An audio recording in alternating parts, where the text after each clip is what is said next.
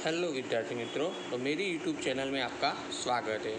तो विद्यार्थी मित्रों, आज हम पढ़ेंगे कक्षा 7वीं का एसएस। तो बच्चों, आपने पहले जब स्कूल खुली तब ऑफलाइन थोड़े बहुत चैप्टर पढ़ लिए। अभी फिर से स्कूल बंद हो गई है, तो अभी ऑनलाइन वीडियो में आपको पढ़ना है। तो बच्चों, आज हम हिंदी माध्यम की कक्षा 7वीं का 11वां चैप्टर यानी कि ईश्वर के साथ अनुराग, उसको हम पढ़ेंगे। तो चलो बच्चों, स्टार्ट करते हैं पाठ को पढ़ना।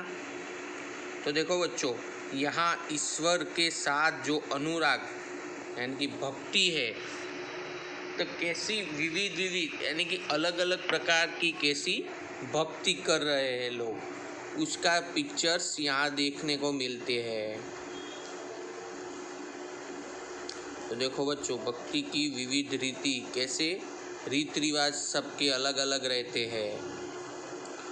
तो आपको उपयुक्त चित्र देखकर विचार आया होगा कि इस तरह पूजा अर्चना करने के नियम और भजन गाने की परंपरा की शुरुआत कब हुई होगी।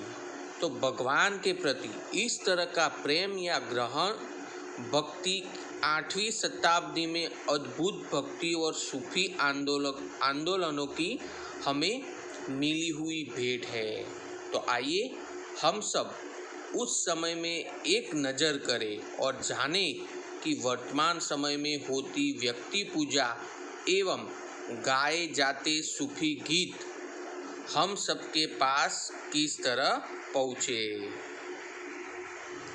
तो पहले के समय में सामान्य लोग शिक्षा से दूर रहते थे और व्यावसायिक शिक्षा पारंपरिक रूप से कारीगर यानी कि दस्तकार वर्ग के लोगों को प्राप्त होता था। धार्मिक आस्था पारंपरिक थी, लोगों में अंधश्रद्धा का प्रमाण भी ज़्यादा था।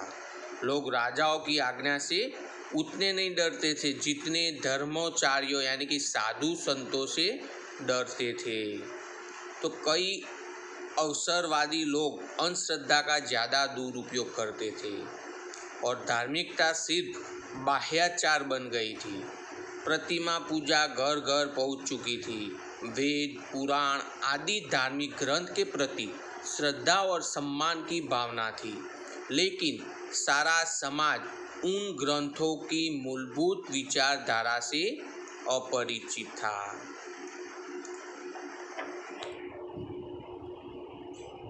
तो देखा बच्चों आपने कि पहले के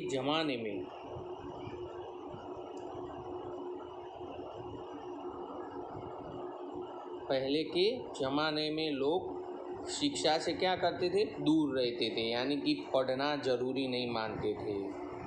लेकिन वही वर्ग के लोग धार्मिक आस्था पर ज़्यादा भरोसा करते थे, यानी कि अंधश्रद्धा पे। तो उस ज़माने के लोग जितना राजाओं से नहीं डरते थे, उतना धर्माचार्य यानी कि साधु संत से डरते थे, क्योंकि कहीं वो श्राप दे देंगे ऐसे, यानी कि अंधश्रद्धा कुछ ज़्यादा ही बढ़ गई थी। और धार्मिकता सिर्फ धार्मिकता जितनी बाहर से दिखने लगी, उतनी घर घर पहुंच चुकी। तो ऐसे दान पुण्य प्रद माना जाता है और हिंदू और मुस्लिम दान को धार्मिक जीवन का एक अंग मानते हैं। दान जो कहते हैं ना हम कि सबसे बड़ा दान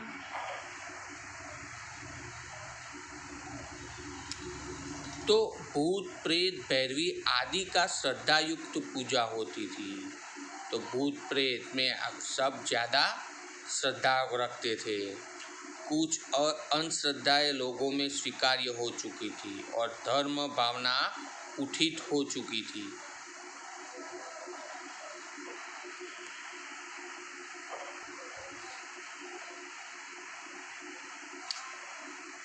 कई पंडित, मौलवी, साधु, ओझे आदि अवसरवादी लोग ऐसी अंधश्रद्धा का फायदा उठाकर अपने जीवन की सुख सुविधा प्राप्त करते थे। तो कई लोग यानी कि पंडित, मौलवी, साधु, ओझे आदि लोग अवसर यानी कि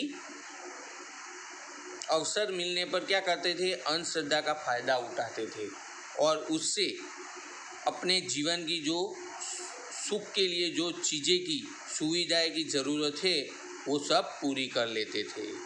तो इस समय काल में समाज में जो भक्ति आंदोलन था उनके बारे में हम जानेंगे। तो पहले की इकाई में आपने देखा होगा कि सल्तनत काल में इस्लाम धर्मी सुल्तानों ने भारत में प्रवेश किया, इसीलिए इस्लाम का प्रचार बढ़ा। फिर भी हिंदू धर्म ने प्रमुख धर्म के रूप में स्थान बना रखा। हर एक धर्म में एक जागृति की ज्योति प्रज्वलित हुई, जिसने धर्म में व्याप्त अंधकार को दूर करने में महत्वपूर्ण योगदान दिया। और इन संतों ने जागृति के लिए अनोखा धार्मिक सांस्कृतिक आंदोलन चलाया, जिन संतों के बारे में आज हम जानेंगे। तो चलो, तो पहले संत है वल्लभाचार्य। कौन है पहले संत?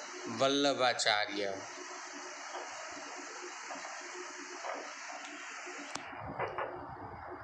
ये है हमारे पहले संत। तो वल्लभाचार्य का जन्म बिहार के चंपारण में ईस्वी सन 1479 में तेलगी ब्राह्मण परिवार में हुआ था। वैष्णव धर्म उनका कुल धर्म था और उन्होंने बनारस में रहकर वेद, वेदांत, दर्शन सूत्र, धर्मशास्त्र, पुराण, इतिहास का गहन अध्ययन किया था और उन्होंने संपूर्ण भारत में यात्रा करके अपने धार्मिक विचारों का प्रचार किया।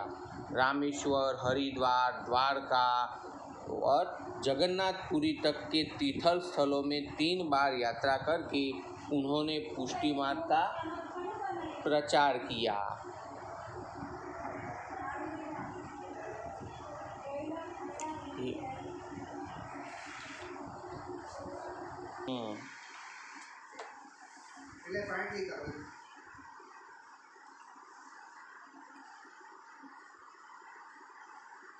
तो आज ये सारे स्थल बैठक के नाम से पहचाने जाते हैं और उनके मतानुसार ब्रह्म, शूद्र और अद्वैत है।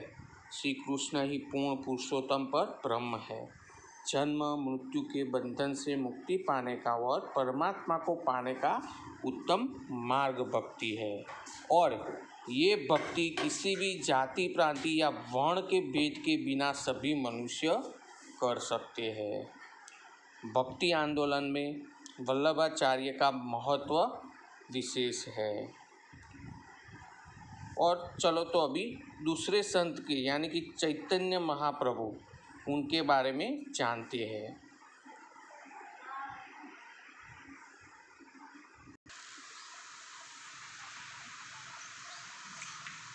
तो चैतन्य महाप्रभु वैष्णव धर्म की आचार्य परंपरा में चैतन्य महाप्रभु अंतिम है और उनका जन्म बंगाल में ईस्वी सन 1485 में प्रसिद्ध विद्याधाम नवद्वीप यानी कि नदिया में हुआ था और अपनी प्रेम समाधि के लिए वे ज़्यादा प्रसिद्ध थे। उनकी भक्ति की मस्ती की कोई सीमा न थी। हरे कृष्ण की धुन लगाकर वे नगर में घूमते रहते थे। जाति प्रांति के भेद बिना लोग उनकी कीर्तन मंडली में शामिल हो जाते थे। बहुत ही कम समय में उन्होंने हरि बोल का मंत्र बंगाल में गूंजने लगा। घर घर में कीर्तन होने लगे। देश के कई प्रदेशों में घूमकर उन्होंने श्री कृष्ण की प्रेम युक्त भक्ति की धारा बहाई और उन्होंने जाति प्रांति के भेद का खंडन करके मानव मात्र के प्रति भाईचारों के विशेष महत्व दिया और प्रभु के नाम स्मरण, कीर्तन और सेवा में रात दिन मस्त रहने के लिए लोगों को आह्वान किया। तो अभी तीसरे संत यानी कि गुरु नानक के बारे में जानते हैं। तो गुरु नानक का जन्म ईस्वी सन 1469 में पंजाब के लाहौर के नज़दीक तलवंडी गांव में एक क्षत्रिय परिवार में हुआ था। युवा अवस्था में ही उन्होंने आत्मज्ञान प्राप्त किया था और सत नाम का उपदेश देने के लिए वे निकल पड़े थे। उन्होंने संपूर्ण भारत में यात्रा की। इससे अतिरिक्त श्रीलंका, अरबस्तान और ईरान आदि देशों की भी यात्रा की है। उन्होंने कहा, मानव प्रथम मानव है, फिर बाद में वह किसी जाति का बनता है। तो उन्होंने क्या कहा, तो मानव पहले तो मानव ही है, बाद में वो किसी जाति का बनता है। तो ईश्वर एक है और उसके दरबार में कोई भेद नहीं है और ईश्वर स्वप्राकट्य है और वह ही गुरु एवं सच्चा साहब है। सद्गुरु की कृपा होने से सच्चा ज्ञान प्राप्त होता है और उसे जाना जा सकता है। अज्ञानता दूर करने के लिए परमात्मा का आश्रय लेना चाहिए और उन्होंने ईश्वर के प्रतीक के रूप में सतनाम का स्वीकार करके उसका लगातार स्मरण करने का उपदेश दिया है। मात्र ईश्वर का नाम लेने से धर्म नहीं बनता। सच्चा आदमी वह है जो सभी मनुष्य को समान समझे। तो पंजाब में सभी संप्रदाय के लोग उनके शिष्य बने और उनके अनुयायी समय बीतने पर सिख कहलाए। उनके उपदेश को ग्रंथ साहब में संग्रहित किया गया। अभी चौथे संत के बारे में हम पढ़ते हैं, जिसका नाम है स्वामी रामानंद। तो 14वीं शताब्दी में भक्ति के सबल और सफल माध्यम के रूप में रामानंद उभर आए हैं और उन्होंने लोक भाषा के माध्यम के द्वारा वैष्णव भक्ति के द्वार खोल दिए और पूर्व विद्वानों ने जो कुछ कहा उसे सारे श्रेष्ठ तत्वों का स्वीकार करके उनमें कुछ और डालकर रामानंद ने उत्तर भारत में भक्ति आंदोलन जगाया।